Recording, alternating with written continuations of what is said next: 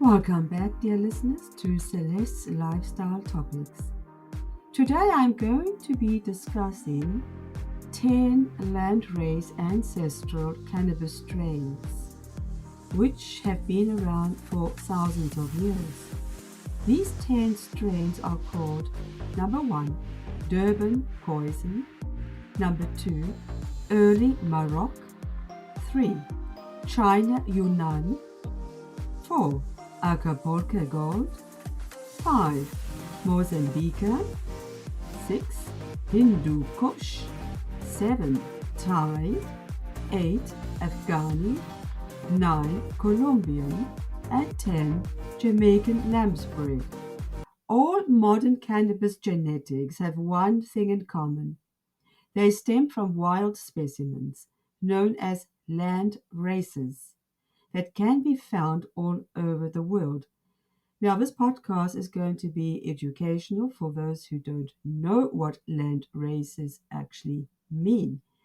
And you'll find out too how important these land races are to the entire cannabis industry worldwide. These wild varieties feature unique traits they gained after adapting to the challenges of different environments. The kush you smoked last night and the gorilla currently growing in your garden all have land race ancestors, and some of their most notable traits can still be traced back to those predecessors. Those land race strains may look quite different from our modern selection, and many might underestimate them on first glance. However, they still hold up to this day, and there are quite a few things that you should keep on your radar. What exactly are these landrace strains? Yeah, landrace strains, in short, are the original cannabis strains we derive our modern varieties from today. They were first found in various regions of Thailand, South Africa, and Mexico, and could be distinguished by the individual traits they picked up to deal with the environment.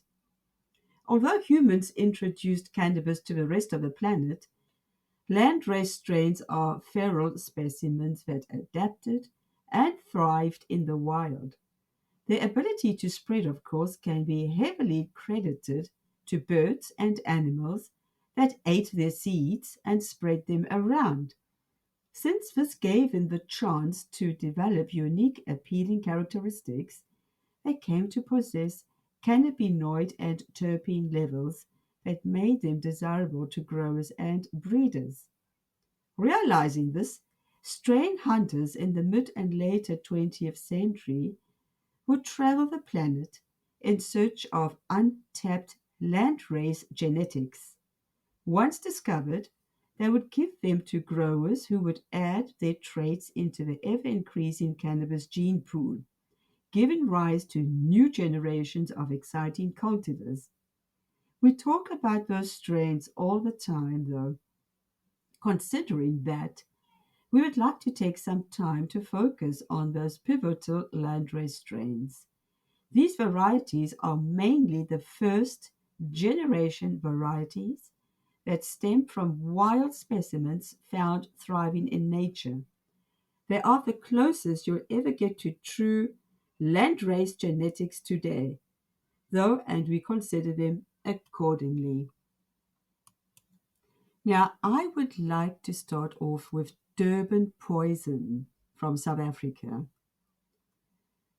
This is a wild sativa landrace specimen found near the South African port city of Durban. Pioneering strain hunters traveled to the region specifically in search of wild cannabis plants holding untapped genetics.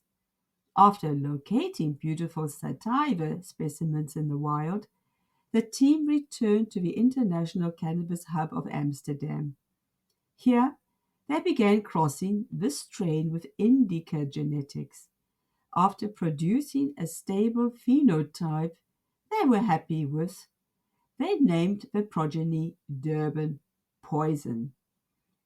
Since the Landraces discovery and Durban poison's inception, many seed banks have created their own versions of the strain, still using the original genetics to create new cultivars today. In fact, both Girl Scout cookies and cherry pie, legendary varieties in their own right, both stem from Durban poison. This sativa dominant price fighter packs high levels of THC, around 24% in the best plants. After a few hits, it imparts a cerebral and energetic high that motivates the mind. These flowers provide a great option as a wake and bake strain to get the day started right. The spicy, sweet, and fruity terpenes also go down well in edibles and extracts. Durban poison produces rewarding returns both for indoors and outdoors. It reaches a medium indoors, likely not much higher than a meter and a half, yet surges to 3 meters when grown outside. Expect to fill up your stash jars after a flowering time of 8 to 9 weeks. Now we come to the second strain on our list called Early Maroc. This towering landrace strain stems from wild genetics that adapted to the arid and hot conditions of Morocco.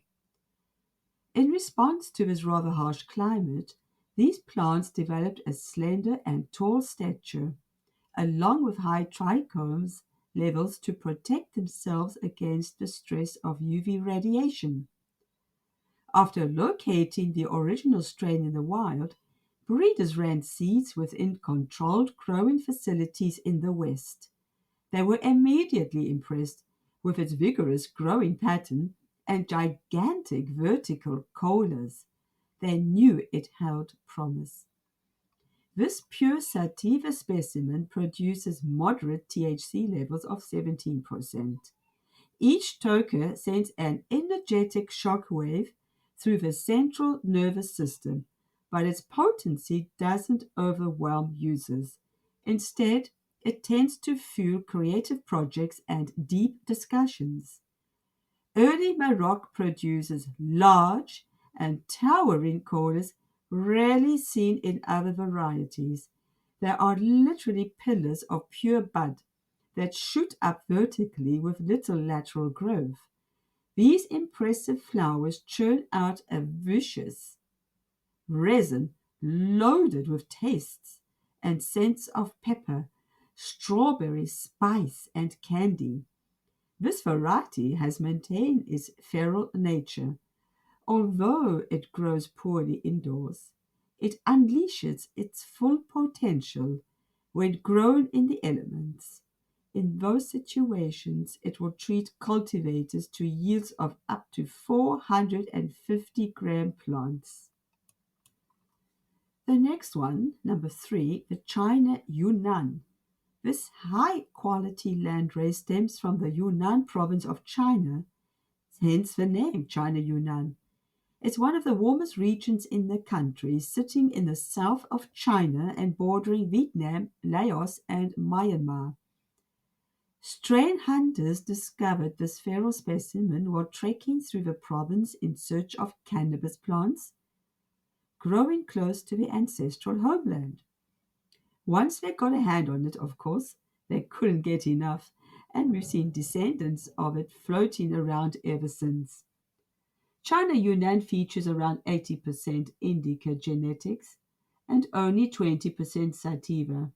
Its flowers possess varying levels of THC and usually clock in anywhere between 12 to 18%. They also possess CBD levels of between 2 to 3%.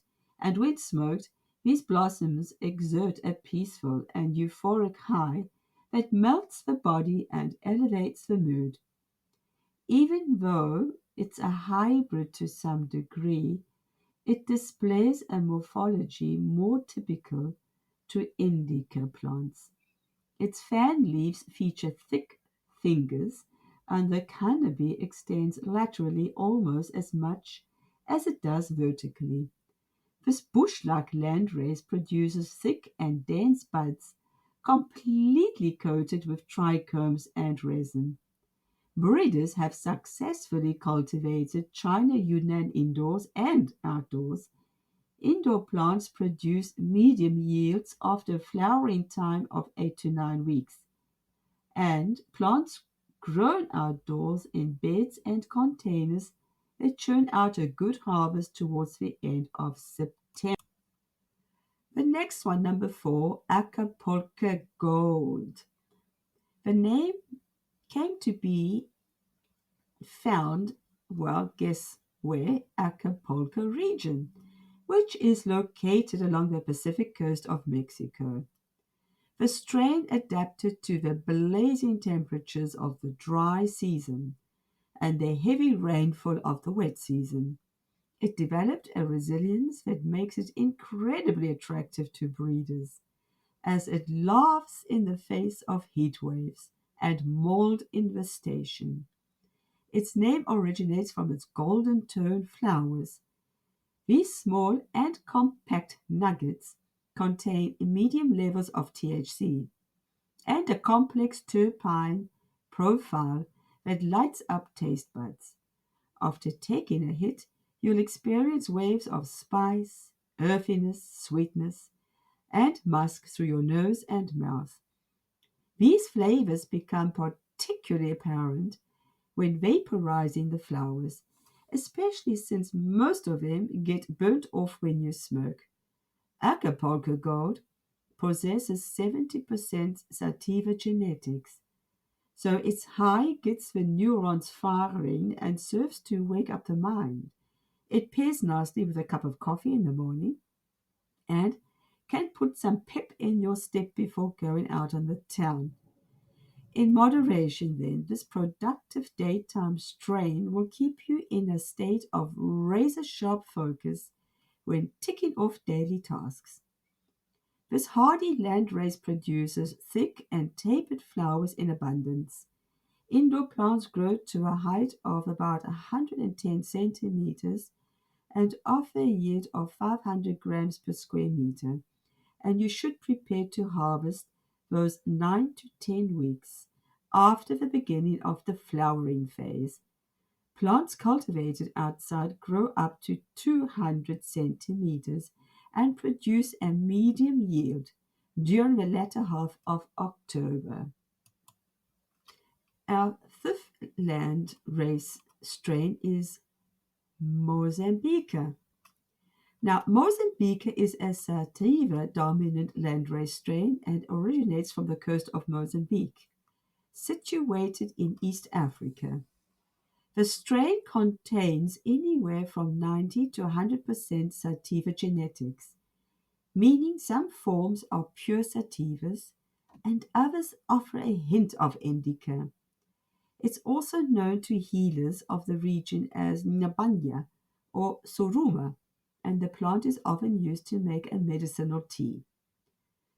Mozambique boasts a hardy genetic profile. It gained this trait by adapting to the intense wet season, spanning from October until March, and the dry season that makes up the rest of the year. In turn, growers can successfully cultivate the strain in wet and damp areas of the world where many strains fall prey to mold. It also thrives in warm and dry regions and handles heat waves with ease. This fairer variety grows to tall and towering heights, although some cultivators might enjoy exceptionally large indoor spaces. It comes into its own when planted outdoors in large containers and raised beds. Here it develops an expansive canopy and puts out a huge yield following a flowering period of 13 weeks. Now, a very interesting strain, number 6, is called the Hindu Kush and stems from the mountain range that shares the same name. an 800-kilometer spine of towering rock that runs from Afghanistan through Pakistan and into Tajikistan. The strain hunters that first brought these genetics back to the Western world would send waves through the cannabis community that still crash against the shores of the industry today. These pure indica genetics set the stage for some of the greatest cannabis strains ever known to humankind. Breeders harnessed them to create OG Kush, Purple Kush, and a plethora of other legendary strains that have maintained their own legacies.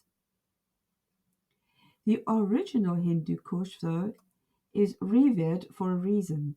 It produces large and tall colas, abundant with trichomes, pistils, and sharp sugar leaves, giving it a radiant presence amongst other strains.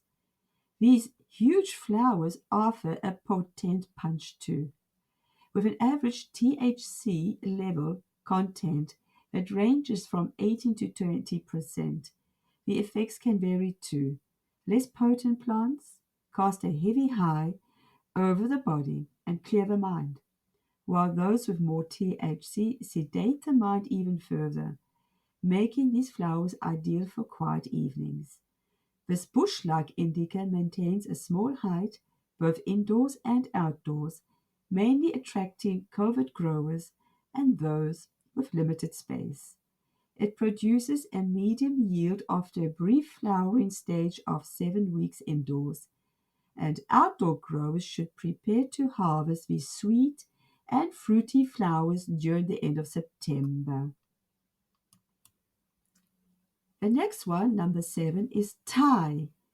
Thailand serves as the homeland to some of the best sativa weed on earth, including its namesake product Thai.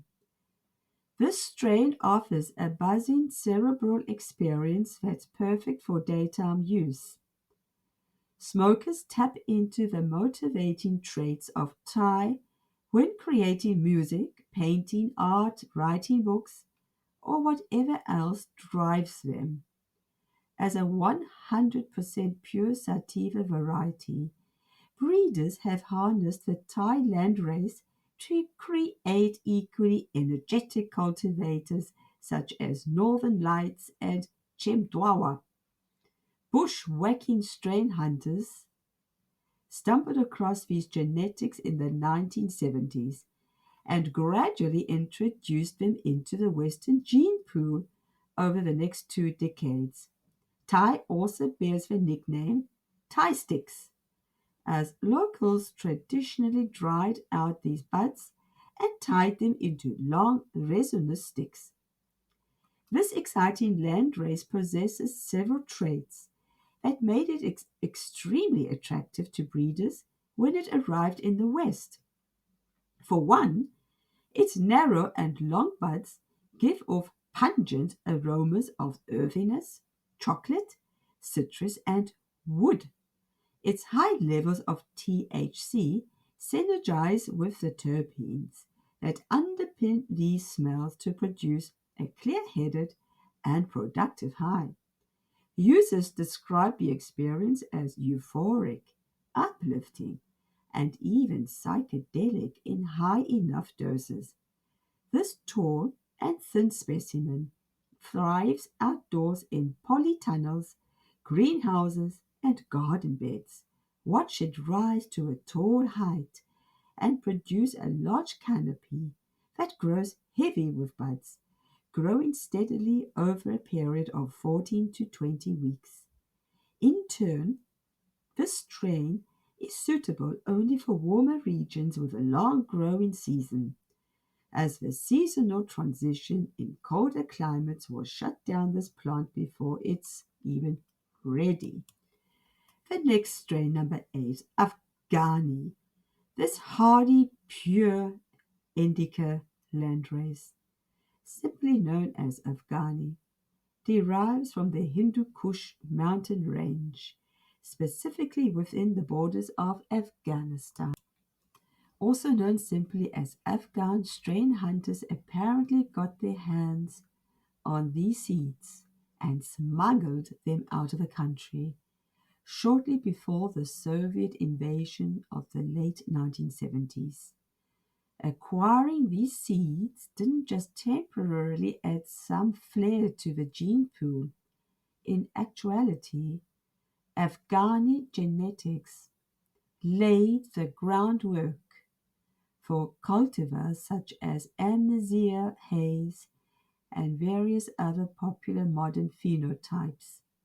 Much of the hash crafted in this region derives from outstanding Afghani landrace specimens, and it's no secret the Arab world has been crafting the best hash on the planet for centuries.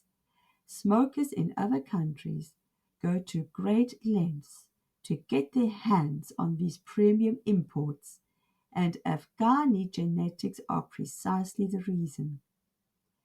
Its small and compact nuggets produce medium levels of THC, and while this balance won't blast you into outer space, you will still feel a heavy wave of euphoria crash over your body.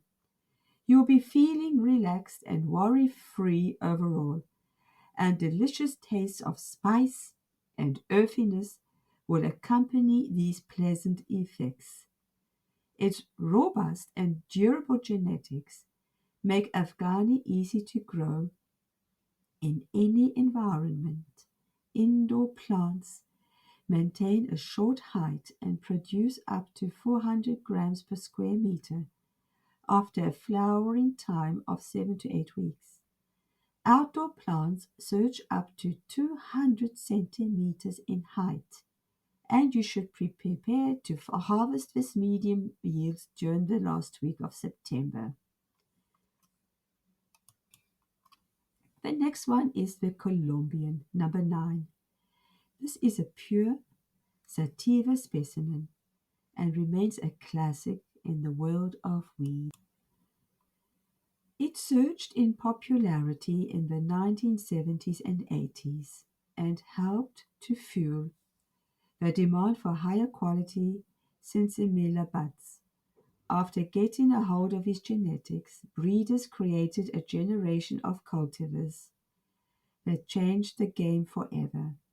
All of a sudden, strains such as AK-47, Haze, and the original Skunk started to emerge, and the cannabis landscape was never the same. This Colombian phenom combines high levels of THC with a complex yet complementary array of terpenes. Although its effects are prized, cannabis connoisseurs often seek the strain just to experience its tantalizing flavors. Every hit sends notes of skunk, lime sweetness, and lemon across the tongue. Cannabis chefs save these flowers only for their best dishes. After experiencing its unreal terpenes, users quickly feel a jolt of energy coursing through their system. Its euphoric, uplifting, and focused high serves almost as a, what would you think, a nootropic. Enjoy these buds throughout the day to stay on top of your game. Or take a few puffs at night when you want to hit the city with your friends and burn the midnight oil. Overall, growers rate Colombian as difficult to grow. So if you want to experience these flowers, you need to earn them. These tall plants thrive outdoors and require a long and warm growing season. So stay clear if you are in a cooler region. You will also need to fortify your garden with companion plants such as lavender, dill, and basil to attract protective insects and deter the pests.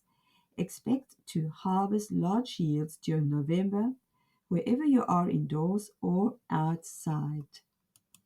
Right, we're coming now towards the end of our podcast. And the last one is number 10, Jamaican lamb's bread. as one of the most famous strains in Jamaica. Even Bob Marley himself is reported to have ranked Jamaican lamb's bread among his favorites. This variety stems from a pure sativa landrace thought to have adapted to the Jamaican climate after arriving from Africa. Following integration into breeding programs, Jamaican lamb's breed helped give rise to progeny such as Black Tuna and Lamborghini. This strain packs massive levels of THC and lends a fast-acting sativa buzz to the dome, coming in hot with a THC content ranging from 21 to 25%.